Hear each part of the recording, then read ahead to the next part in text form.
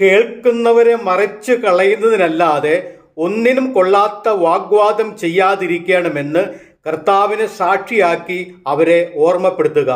സത്യവചനത്തെ യഥാർത്ഥമായി പ്രസംഗിച്ചുകൊണ്ട് ലജ്ജിപ്പാൻ സംഗതിയില്ലാത്ത വേലക്കാരനായി ദൈവത്തിന് കൊള്ളാവുന്നവനായി നിൽപ്പാൻ ശ്രമിക്കുക. ഭക്തിവിരുദ്ധമായ വൃഥാലാഭങ്ങളെ ഒഴിഞ്ഞിരിക്കുക.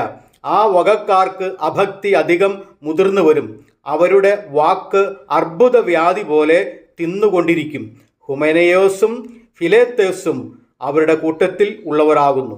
അവർ സത്യം വിട്ട് തെറ്റി പുനരുദ്ധാനം കഴിഞ്ഞു എന്ന് പറഞ്ഞ് ചിലരുടെ വിശ്വാസം മറിച്ചു കളയുന്നു. എങ്കിലും ദൈവത്തിൻ്റെ സ്ഥിരമായ അടിസ്ഥാനം നിലനിൽക്കുന്നു. കർത്താവ് തനിക്കുള്ളവരെ അറിയുന്നു എന്നും കർത്താവിൻ്റെ നാമം ഉച്ചരിക്കുന്നവനെല്ലാം അനീതി വിട്ടകന്നു കൊള്ളട്ടെ എന്നും ആവുന്നു അതിൻ്റെ മുദ്ര. തീമോഥെയോസിൻ്റെ 2-ാം ലേഖനം 2-ാം അധ്യായം 14 മുതൽ 19 വരെയുള്ള വാക്യങ്ങൾ.